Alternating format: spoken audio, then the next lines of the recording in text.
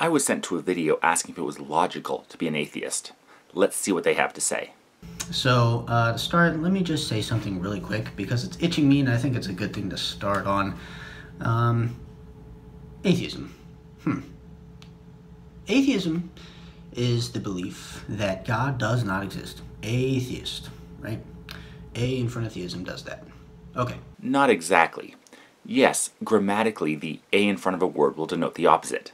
In this case, while theist is one that believes in a deity, an atheist is one that doesn't believe.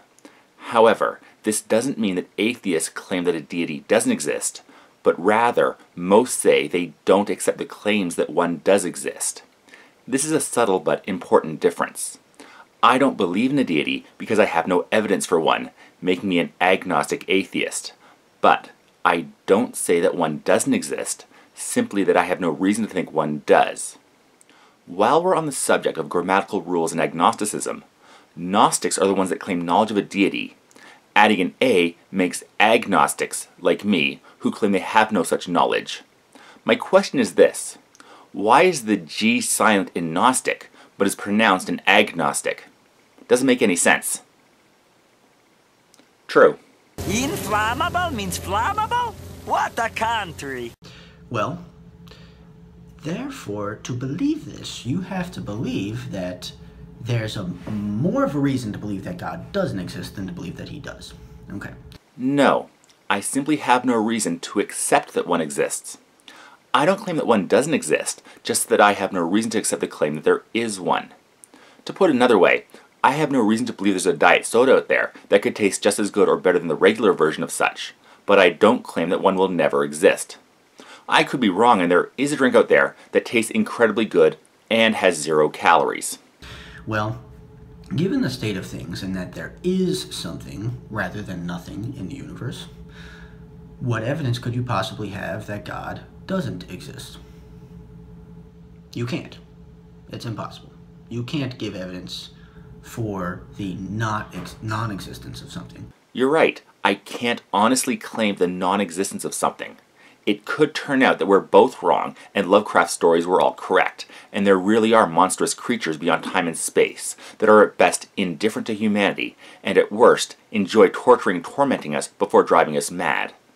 But since there's no evidence for such, I can dismiss such claims. You know, you'd have to be everywhere in the universe at once, and then that whole thing, and you can't. Actually, more than that, because God is defined as outside of time, space, and matter. At least the classical theistic God is. Just because something's defined a certain way doesn't make it real.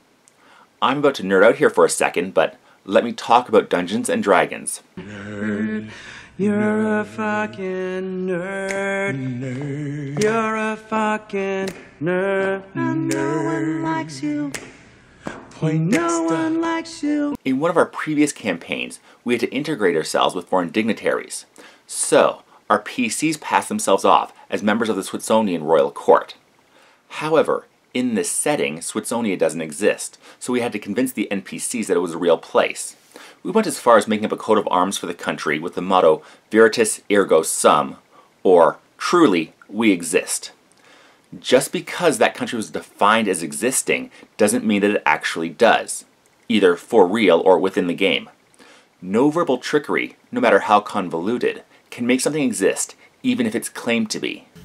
So you can't provide evidence, you can't, that God doesn't exist. So, and you know, there's only 2 options. You could either be a theist or an atheist. You believe he does exist or he doesn't. So that, you know, either one, 2 options. Or a third option, that since there is no evidence for something existing, there is no reason to accept the claims that it does. I don't make the claim that a supreme deity doesn't exist. I simply say that the claims that one does fall short, so currently I have no reason to accept them. So there's only a 50% chance either one is true, disregarding any evidence. Only 50% chance. So to be an atheist, you have 0 evidence, and you're relying on 50% chance. So just think about that for a second. I am, and that's not how probabilities work. You can't just say that if we have no evidence, a claim has a 50-50 chance of being right. Going back to my D&D life, my wife got me this fancy dice box last year. I can shake it, and tell there's something in there. Without looking, I can't tell exactly what's in it, and there's no way that I could assign a probability to whatever it could be. It could be a Spanish doubloon, pulled from a recently discovered sunken galleon, a key from a 1968 Cadillac Eldorado, or a cufflink in the shape of Emmy-winning Magnum PI star John Hillerman's face. In my dice box? Pfft, ridiculous. The point is that we can't assign a probability to any of these things because we simply don't have enough information to assign any kind of likelihood for these objects. And we can't say that any of them could have a 50-50 chance of being in the box with a simple A or not A dichotomy. It would be like me claiming the universe was sneezed out by the Great Green Arkle Seizure, then saying, we don't know, so we have a 50-50 shot of it being right. I know I keep going back to this well as my example of a probability of the creation of the universe, but if you haven't read it, pick up a copy of Hitchhiker's Guide to the Galaxy. Unless there's anything else, I'm moving on. What's in the box? What's in the fucking box? Oh, right. Hey, a fun-sized Snickers bar. Nice. You are totally making your foundation on what you're sure of 50%. Just think about that. If we all lived like that, life would be ridiculously terrible. It would be.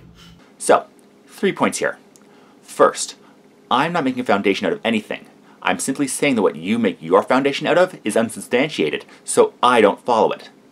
Second, even if we did, why would it be terrible, let alone ridiculously terrible? And finally, even if life is terrible, wanting it to be different doesn't make your claims about a deity real. You can scream to the universe that you find your life is unfair. The universe is never going to say, oh, sorry, didn't realize, let me make it up to you. Terrible or not, we have to live the life we're dealt, which is why I try to help people when I can.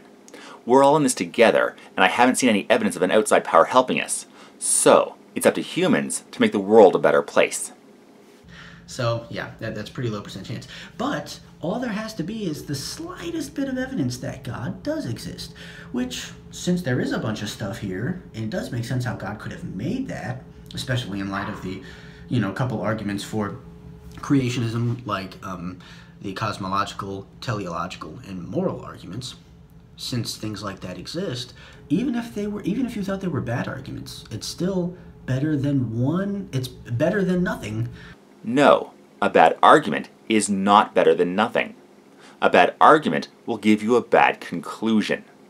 If you look at the sides of a right-angled triangle and notice that the lengths of the two shorter sides are 3 and 4 units respectively, and the longest side is 5 units, then a bad argument will tell you that the length of a hypotenuse of a triangle will be the difference between the two shorter sides added to the longest of those sides.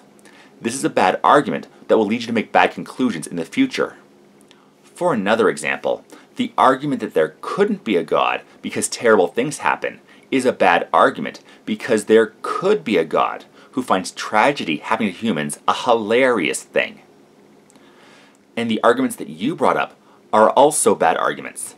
Let's look at them. The cosmological argument, or argument for first cause, which states that the universe must have a cause, and that cause is God. Even if we accept that the universe did have a cause, that doesn't mean that cause is any kind of intelligent deity.